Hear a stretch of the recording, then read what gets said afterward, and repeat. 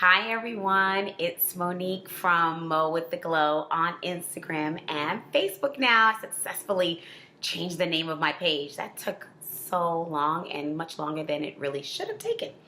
But anyway, I'm back with my weekly skincare tip. I was supposed to have posted this video on Tuesday, but we had a power outage here on Monday night and it totally erased everything. I was editing, I was adding some funky stuff and power went out and I lost everything. So here we are, it's Friday. I didn't forget about you guys. Wanted to continue my series on building an effective skincare regimen. And so last week, I talked a little bit about cleansers, and this week I want to talk about the next step in the process, which is exfoliating. I love exfoliating. It's my favorite part of the skincare process. The skincare regimen is exfoliants because they're so effective. You can see you can see how effective they are almost immediately, and they are probably the most important step in a skincare regimen to really give you that glow. So we're all talking about, how do we get that glow? How do we get that glow? Well, the exfoliant is a key. It's probably the key step in really getting that glow. And I'll tell you why in a little bit. But I did want to back up a little bit to the cleanser part and just mention a couple of things. One thing I failed to mention last week is, when you're selecting a cleanser and you're testing out different cleansers, try to find the most effective cleanser at the most inexpensive price point. My skincare instructor when I was in school getting my license told all of us, you should never spend a ton of money on a product that's eventually going to be washed down the drain. And it's so true because cleansers stay on your face for a very small amount of time. They have one job to do, and that's just to get all the stuff that has accumulated on your face over the day off of your face. And there's so many ways to do that, even with a simple washcloth. So you don't really need to spend a ton of money on cleansers. I mean, that is really their main job. A lot of times you see cleansers that are saddled with a ton of what they say are really effective ingredients. And that's great, but you may want to save your money for those effective ingredients to be spent on other things like your exfoliant or like your mask or like your serum. I mean, if there's a place where you really want to spend money, it's on any kind of treatment that you're going to be doing. So like a serum. So try to find an inexpensive cleanser if you can. The other is just be as gentle as possible with your cleanser. There are so many cleansers out there that are so aggressive. They contain a ton of exfoliating agents, which you're going to be doing in your next step anyway, or hydrating agents, or just kind of all of these different treatment agents. And you really want to be as gentle as possible in this step so that you keep your skin barrier in place. And that's going to be true in this next step as well. So we all have what we call like an ozone layer that sits on top of our skin that maintains the right moisture levels for our skin. And it's called an acid mantle. And when that acid mantle or that ozone layer gets interrupted, that's when we start to see things like breakouts, severe dryness, or oil overproduction. So you can tell when your skin is out of balance if it starts to act differently, and that may be because you have disturbed the ozone layer or the acid mantle. And so you don't want to do that so early on in your process, like with your cleanser, that it's so stripping or so aggressive or so harsh that as you're working your way through the regimen, you're just further damaging it as you go along. So try to be as gentle as possible in your cleanser process, which is another reason why I really love oils, because oils are super gentle on the skin. So that's just I took way too much time talking about that, but I did want to talk about just a couple of notes from cleansers. Okay, let's move on to exfoliants. So I'm going to cover a lot of information in a really short amount of time, but what I'm going to do is also post some more detailed notes on the bottom of this video, so you don't have to remember everything in case you don't have a notepad out or your brain gets filled with too much information. I totally understand. Just wanted to give you guys a high-level overview of what you should be looking for as you're going through the process of selecting an exfoliant. So first you cleanse your face. what we talked about last week. Then you want to exfoliate. So you want to exfoliate your skin because exfoliation is the process of removing all of the buildup of dead skin cells off of your face. And by removing that, you start in motion a process whereby your skin essentially begins to repair itself. And when it repairs itself, it produces new skin cells in the place where the old skin cells were removed. And those new skin cells are plumper, juicier, and just kind of shine a lot brighter than our normal skin cells. And the reason why it's important that we actually force exfoliation on our face, especially as we get older, is because the skin actually has a normal exfoliation process to it on our face and actually on our bodies. They say that if you look at any kind of carpet, about 75% of the dust that you think is in a carpet is actually skin cells. So our skin is constantly turning itself over. The problem is that as time goes on, that turnover process gets longer and longer. So babies basically turn over their skin cells at a really rapid rate. That's why baby skin is so soft, because it's constantly being renewed, constantly being turned over. New cells are constantly being produced. As we get older, the length of time in between that turnover process gets longer and longer, and so more skin cells build up over time, and so our skin feels and looks scaly and dry and ashy. Throw on top of that any other kind of skin condition that you have, whether it's acne or whether it's oily skin. So now you got oil and dirt and old skin cells building up on your face. Over time, really presents an appearance of very dull skin. And can, as I mentioned when we talked about that ozone layer, can really affect that ozone layer. And so as we get older, we definitely want to start exfoliating more regularly. And when I say as we get older, I mean as we get into our late 30s, 40s, 50s, 60s, we'll want to use more and more aggressive exfoliants because that time is lengthening with each of those decades. So let me just cover the types of exfoliants out there. So there are two general types of exfoliants that are present in the market. The first is called a manual exfoliant. And I think when most people think about exfoliating, whether it's their body or their face, they're thinking about manually exfoliating. So that's a product that will contain agitators, and by agitator, physical agitators. And what I mean by that, some examples are shells. So like the St. Ives scrub that contains those walnut shells.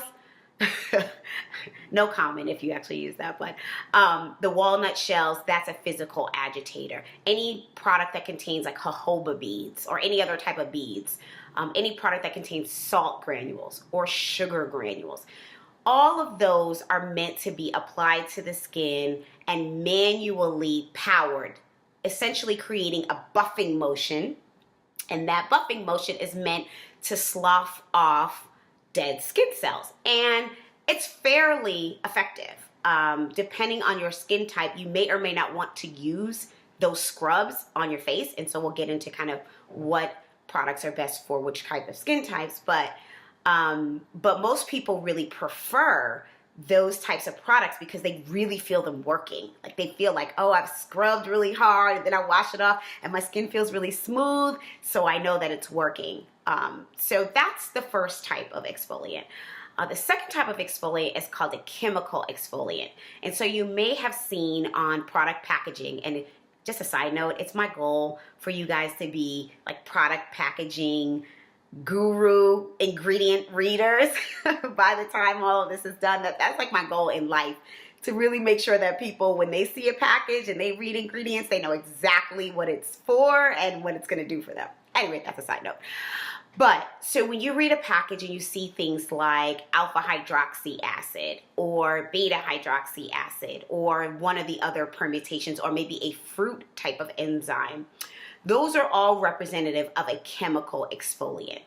So if you ever see anything on a package that has the word acid or enzyme, know that that is an exfoliating ingredient. So if you're not meaning to exfoliate, but you see acid or enzyme, just know that you are actually exfoliating. And this is really important because a lot of times those acids or enzymes are in our cleansers or in our moisturizers or in or are in a serum or are in an exfoliating product, and we may be layering all of those products together, and so then we're actually exfoliating 4 times in that day. And if it's in our cleanser, we're exfoliating every day. And typically you don't want to exfoliate that often. So that's why I say really choose a gentle cleanser so that you have a good base. So let's talk about chemical exfoliants. So oftentimes, like I said, you may see something called an acid in the product. And it may be either an alpha hydroxy acid or a beta hydroxy acid. And there's differences between the two, and you want to make sure that you're choosing the right product when you choose either an alpha hydroxy acid or a beta hydroxy acid. So alpha hydroxy acids are typically presented either as glycolic acid, lactic acid, malic acid. There's a number of them. Those are really great exfoliators, especially if you feel like you have drier, dull, tired looking skin. So the way that these work is that you apply them to the skin, and this is true for all chemical and all chemical exfoliants, but you apply them to the skin, and the very nature of these products actually produces an enzyme, actually produces an exfoliating reaction. So they work to slough off those dead skin cells by nature of breaking down the dead skin that's on your face. And the strength of that enzyme will determine how much it's going to break it down. So when you see alpha hydroxy acids on the market, glycolic, lactic, malic, etc., those acids are formulated in a strength that is low enough and safe enough for you to apply yourself at home. So don't be afraid of any type of acids that you may pick up in the store. Usually it's going to be a 5% or so, and while you may feel a little bit of tingling, it's relatively safe. In order to get a more aggressive acid, you actually have to go to a doctor's office, and they will apply a more aggressive peel that may contain an alpha hydroxy acid. But again, alpha hydroxy acids are really geared towards if you have dull, tired skin, maybe you have fine lines and wrinkles. Alpha hydroxy acids are great for those as well. The other type of acid is a beta hydroxy acid. So beta hydroxy acid is commonly presented as salicylic acid on the market. So you'll see salicylic in a lot of products. The great thing about salicylic acid is it's great for congested or acneic skin. So this is a different set of folks. So if you're seeing yourself really starting to break out a bit, or you're just seeing kind of congestion, lots of little bumps in a particular area, or you're starting to see some acne developing, salicylic acid, which is a beta hydroxy acid, is great for that type of skin type. So when you go to the store and look at the different products, you just kind of want to keep those kind of categories in mind depending on your skin type. I always say that oilier types of skin can benefit from a really low alpha hydroxy acid. Can also benefit from a salicylic, but salicylics really, their main power is to unclog pores. So if you really want to unclog pores, that's where you go for salicylic. Another great area for salicylic acid, which is not even on the face, is if you find yourself getting like razor burn after you shave. Any product that has salicylic in it, even if it's made for the face, is great for that area to kind of prevent those razor bumps. So you'll see maybe in a lot of kind of post-shave products, you'll see salicylic acid presented as well. The only other thing I want to point out related to exfoliants is for those of us with sensitive skin. So sensitive skin is really in a precarious position because you don't want to use, even sometimes the things that are sold over the counter are too aggressive for sensitive skin. So a great new ingredient that has emerged over the last couple of years is rice bran. So they essentially take rice granules and ground them down to a really fine powder, and they infuse that into a formulation, and it's a bit of a manual exfoliation with slight chemical reaction to it, but really small. But rice bran, anything with a rice bran, there's a brand called Tatcha that's out in the market, Tatcha, and Tatcha is a little bit of an expensive product, but they have a whole product line around rice bran. So if you have sensitive skin, the rice bran route is a good route for you. Lastly, just want to point out fruit enzymes. So you may see papaya enzyme, you may see pineapple enzyme in products, or pumpkin enzymes. Papaya enzyme is called papain. Pineapple enzyme is called bromelain, and to be honest, I totally don't know. I don't remember what pumpkin enzyme is, but those three fruits actually have pretty strong chemical exfoliating properties. So you may also see some papaya, pumpkin, or pineapple, I didn't realize they were all peas, fruit enzyme products on the market. I love fruit enzymes. I gravitate towards those. So there is a product by Kiehl's that actually contains papaya, and a papaya enzyme. I wish I could remember the name off the top of my head, but I can't. That's a fantastic exfoliating product, and it's pretty good for all skin types. You'll want to check with your Kiehl's representative, but it's a pretty good product for all skin types, and that's typically the case with fruit acids. You may also notice when you go to the spa, they have fruit acid peels. Those are formulated way more strongly than those that you'll find in stores, similar to the alpha hydroxy acids as well. So those are my tips for today. It's all about exfoliating. If you do exfoliate, try to exfoliate about twice a week, maybe 3 times a week if you have an acneic condition and you want to use a salicylic acid treatment, or you feel like you have some congestion and you want to use a salicylic acid treatment. If you're just looking to brighten your skin complexion, remove kind of that dull, tired look to your skin, and give yourself like a look like you're lit from within, as one of my favorite makeup artists says, then you'll want to use an alpha hydroxy acid like glycolic or lactic, and you can use that about twice a week. I wouldn't use it any more than that. If you have some exfoliant in your cleanser, again, I would go on the gentler side, but if you love that cleanser, it's okay to layer that cleanser with your exfoliating treatment, but maybe only like once a week. So my ultimate recommendation, very gentle cleanser, and then exfoliate 2 to 3 times a week, depending on how congested your skin is. Next week, I'll have a recommendation for exfoliants. I don't have time to share that today.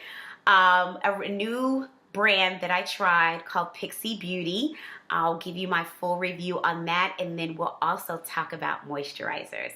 So that's all I have for you today, but have a great weekend. Go into those stores this weekend and read those labels. See if you can find a good alpha hydroxy acid or beta hydroxy acid product for your skin, depending on your skin type. Try to test yourself a bit as you walk up and down those skincare aisles, okay? Until next time, I'll talk to you later. Bye.